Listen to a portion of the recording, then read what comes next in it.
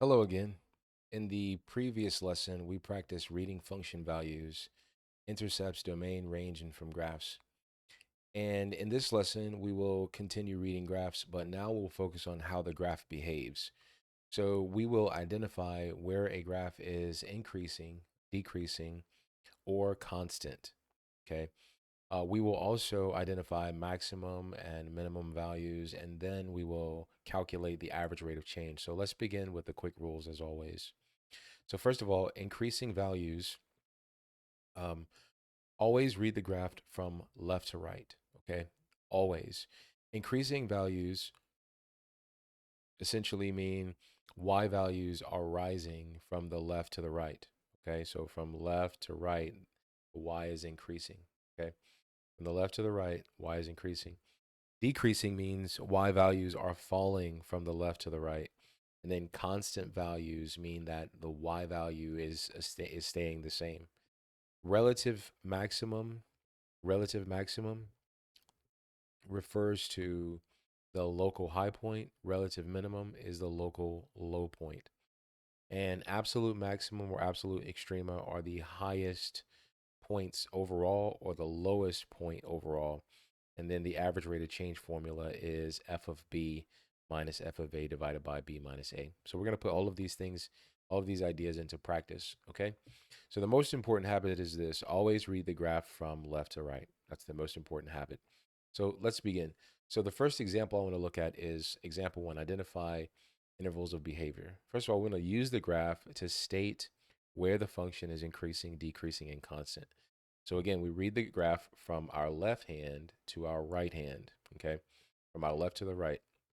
First, we need to look at the graph from x is equal to -5, which is here, and then x is to -2. Okay, so we see these points. So we're essentially reading it from point to point. Okay, so as x increases, notice x is increasing if we go this direction, right?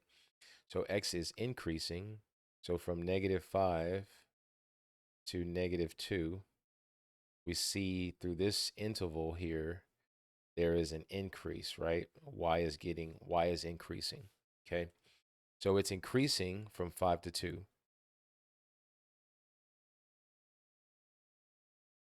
And I'm going to essentially write increase. So -5 to -2, there's an increase. Okay, next from -2 to here, which is +1. So from these two intervals, right? You see this? This is decreasing. Okay, so -2 and +1, we see a decrease. -2, +1, there is a decrease. Okay. Next, we have another inflection in the graph, and this time it is a constant. Notice the y is not increasing or decreasing, so this is a constant between 1 and 3. So constant between 1 and 3. Okay, so the y value stays the same there. So the function is constant on this interval. Notice this is just a flat constant rate. Finally, from the 3 here to 5 here, so from 3 to 5, right here, we have another increase. So we have another increase here from 3 to 5. Now we need to combine the increasing sections. So we need to combine those. So the final answer is increasing between -5, -2, union 3, 5. And then it's decreasing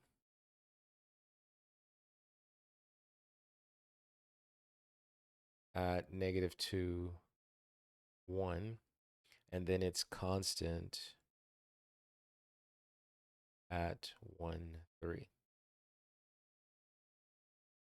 Okay, so notice that we use open intervals because these intervals describe the behavior between the x values. Okay, so these intervals describe the behavior of x values. Now let's look at example number 2. Example number 2 deals with identifying extrema. So we're going to use the same graph that we looked at up here, and we're going to identify any relative maximum, relative minimum, absolute max, absolute min. So again, the relative max is the high point on the graph. The function rises to the point. Okay, so a relative maximum is a local high point. It's not the absolute high point. So so essentially what we would say here in this case is a relative maximum would be, I'm going to just write a relative max, or R max is going to be -2, 4. Okay.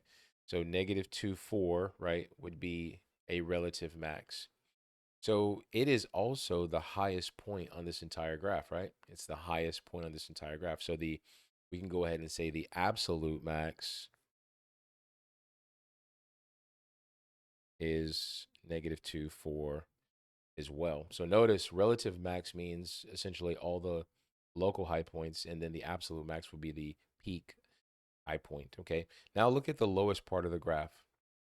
So the graph reaches, let's see, the graph reaches a negative, what is that? -1.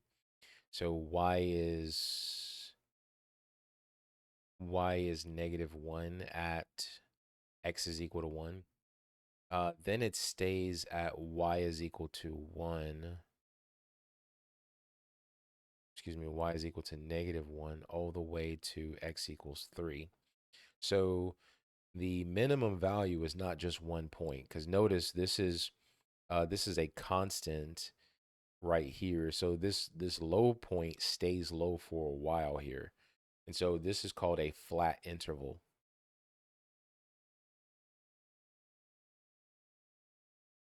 Okay. That's called a flat interval here. So a flat interval is very important that you need to understand the language of this. So essentially, is the minimum value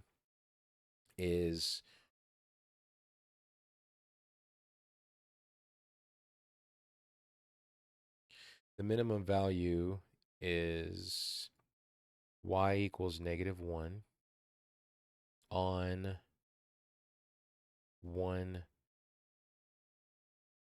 comma 3. Okay, because remember the domain, oh, let me see, you can't see that. The domain is 1, right? 1 to 3. So that's why we wrote this here. So y equals 1 on 1 through 3. Okay, so it stays -1 through this interval. Okay, so this is the absolute minimum. This is the absolute minimum because no point on the graph goes lower than -1. Okay, so it is also a relative minimum because the graph decreases into that flat section and then increases after that. So this would be, so essentially this would be the relative min and the relative, or excuse me, and the absolute min as well. So the relative min in this case would be y equals -1 on interval 1, 3. And then the relative max, okay, that's what I get for looking away. Relative max would also be the same. Y equals -1 on 1, 3. Okay, so the graph has one high point, right? Has one high point, right? And one flat low point, or one flat low section. Okay, let's continue. All right, pause and give this video a shot, or excuse me, give this question a shot.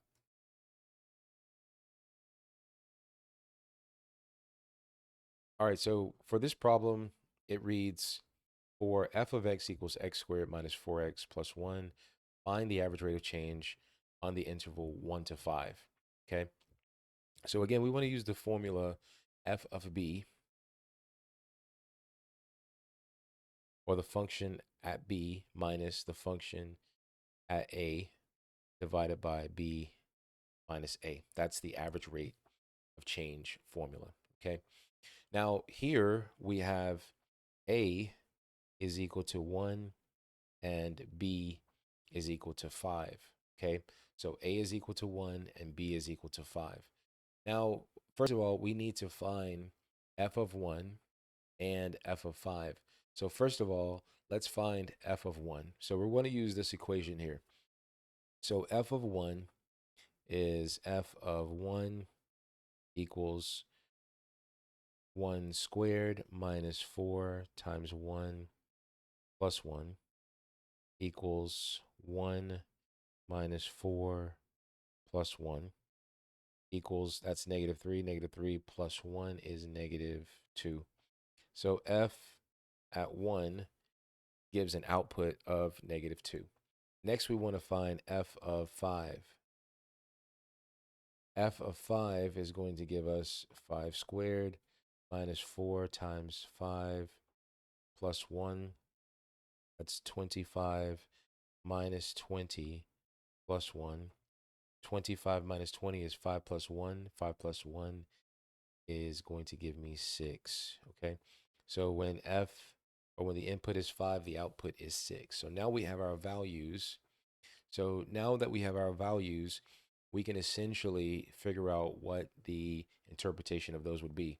So essentially we're saying when f is 5 minus when f is 1 and dividing by 5 minus 1, when f is 5, what's the outcome? When f is 5, the outcome is 6, right? So 6 minus, that's what the problem says, and then f of 1. When f of 1, uh, when x is 1, y is going to be negative 2, so that's going to be negative 2 divided by 4. And then we're going to compute this. These opposites make a positive, which is 8 divided by 4, and then the obvious outcome is going to be 2. Okay, so the average rate of change is 2. And so that means from x is equal to 1 to x is equal to 5, the function increases by an average rate of 2 units in y for every 1 unit increased in x. Okay, so this is the final answer. And essentially, it's like saying you have between these two intervals, it increases by 2 units. Okay, so 2-unit increase between those 2 units. Okay, that's essentially what this is saying. That's the average rate of change. Right. Let's look at a table. Example number 3. The table shows that water.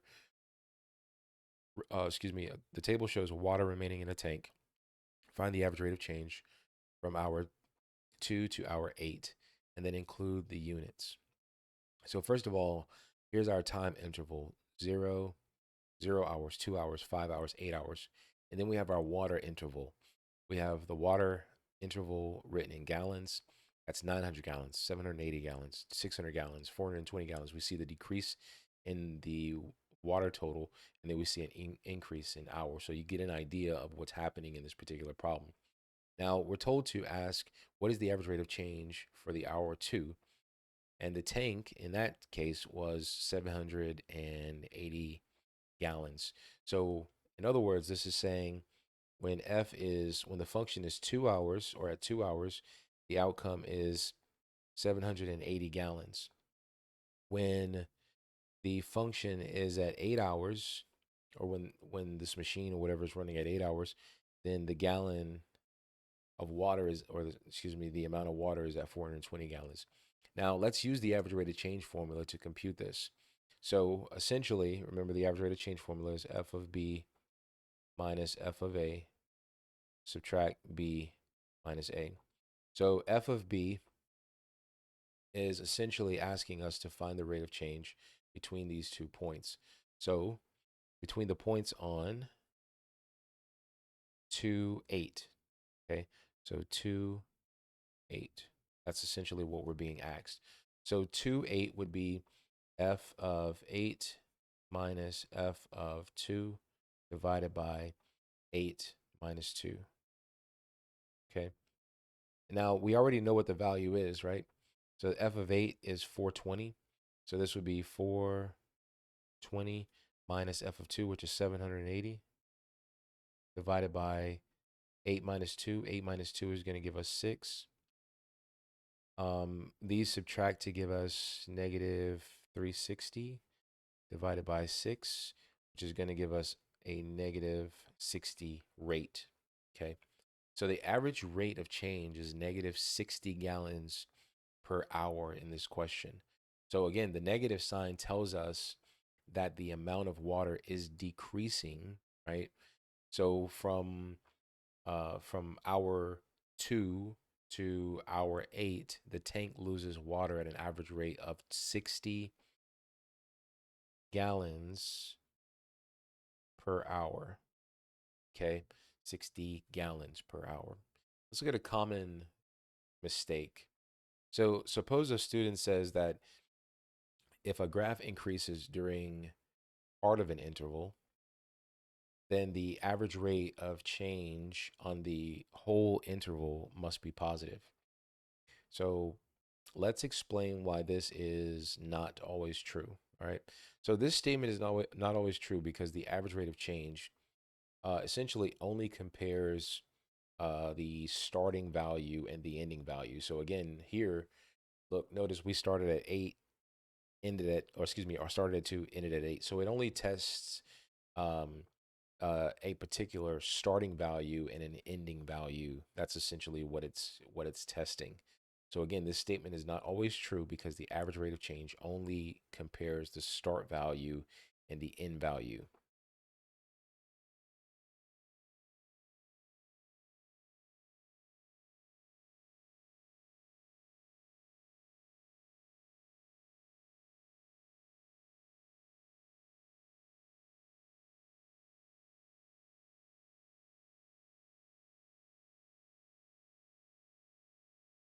Okay. Again, if the ending y value is less than the starting y value, then the average rate of change is negative. Okay. A graph can increase during part of an interval, but still end lower than where it started. Okay. So we got to be careful. Now, the average rate of change compares endpoints. So if, let's just say hypothetically, if f of b is greater than f of a, the average rate is going to be positive. Okay. If f of a, or excuse me, f of b is less than f of a, then the average rate is going to be negative.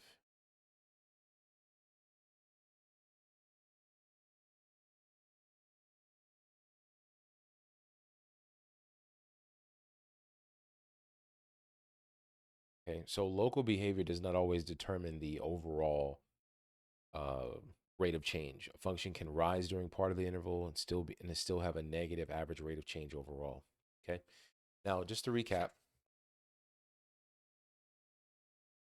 quick lessons that we looked at. Always read the graph from left to right. Always go from left to right. Increasing means y values are rising. Decreasing mean y values are falling. Constant values mean that y stay the same. Relative extrema or local highs or low points are called relative extrema. Absolute extrema are highest and lowest overall. So you have relative max, relative min, then you have absolute max, absolute min, and then the average rate of change formula is basically you substituting what the intervals are into this equation and then solving. Okay. Again, thank you for watching.